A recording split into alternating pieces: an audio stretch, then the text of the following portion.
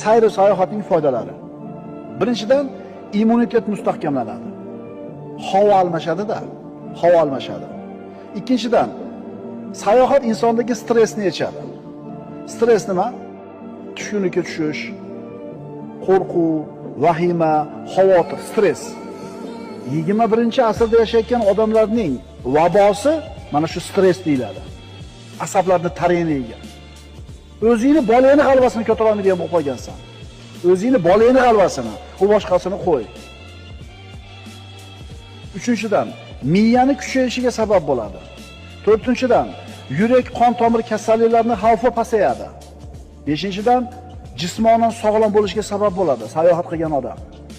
Oltinchidan, fikrlash doirasi kengayadi.